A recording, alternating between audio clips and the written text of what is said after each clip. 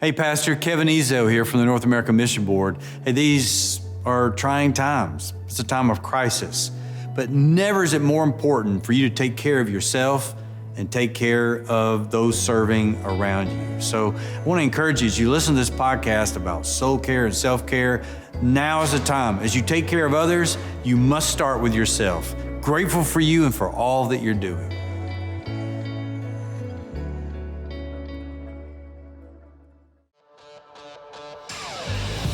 Welcome to Quick Takes with Kevin, a weekly podcast about leadership, life, and ministry with Kevin Ezo, president of the North American Mission Board. Each week, Kevin will be focusing on how pastors can keep their souls healthy in the midst of the demands and challenges of everyday life. Now, here's your host, Kevin Ezo.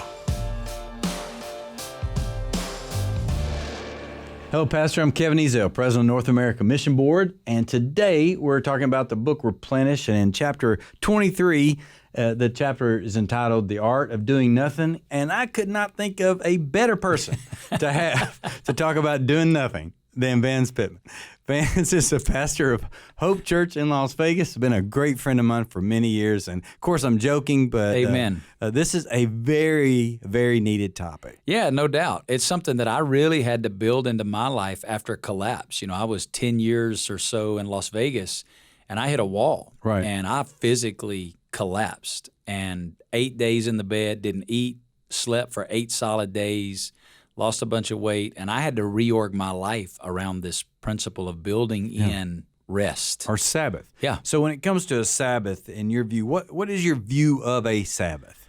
Yeah, I think that God created us to need rest. We need a day to rest. And for me, it's about that day when you build into your calendar a weekly rhythm of rest. And then I think the Sabbath principle applies beyond just the week. And so I've tried to build in some things into my ongoing annual schedule that allow me to be refreshed.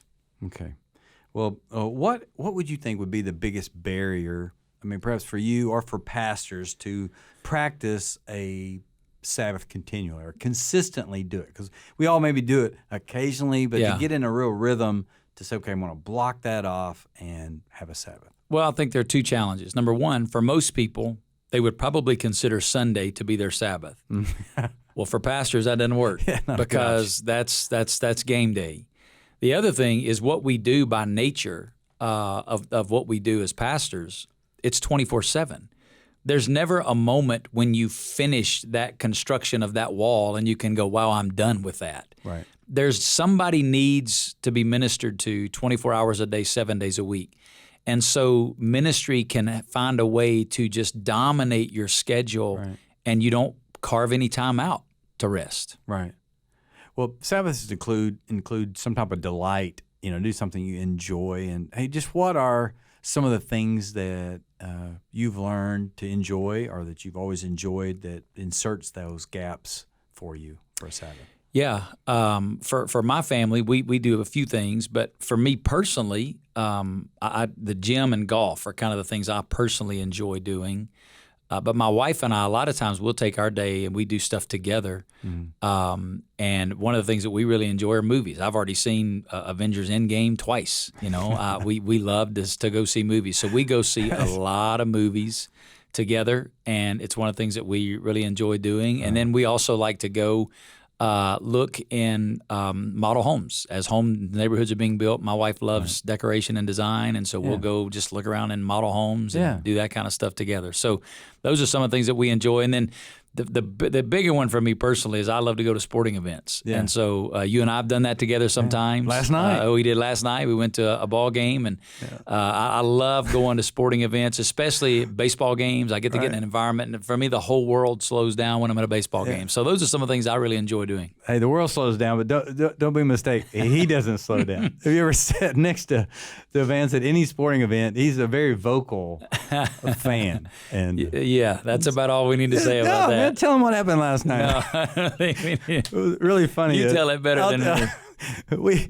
We're sitting in a section that happened. We didn't know it, but happened to be some players' families there, and One pitcher threw 8 straight balls, and they took him out, and Vance began to share with him words of encouragement and made the guy's mom cry. According to Kevin Ezell, okay? According to Kevin Ezell. The only woman crying in the whole stadium. I never saw a tear. Had to be his mother. I never saw a tear. Hey, listen, how is Sabbath different than a day off?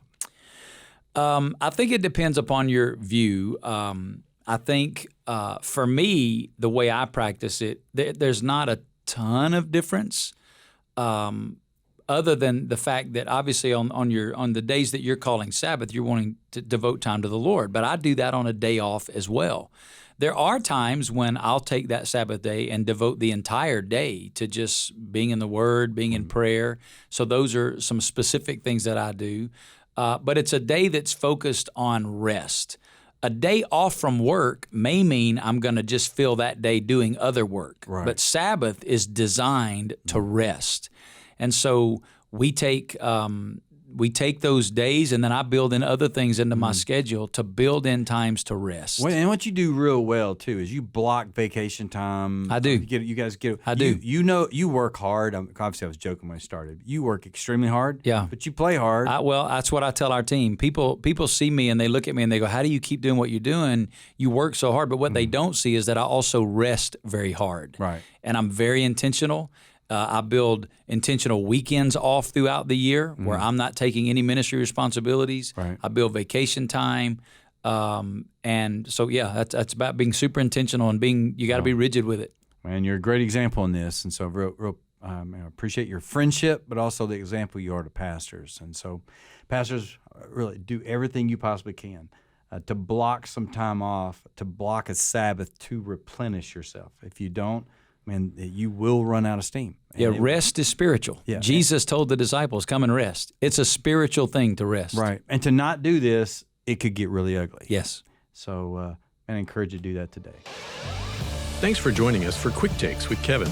Each week, Kevin will visit with pastors and leaders as they talk about the challenges they face and the lessons they've learned in balancing faith, family, and ministry. Thank you for being with us.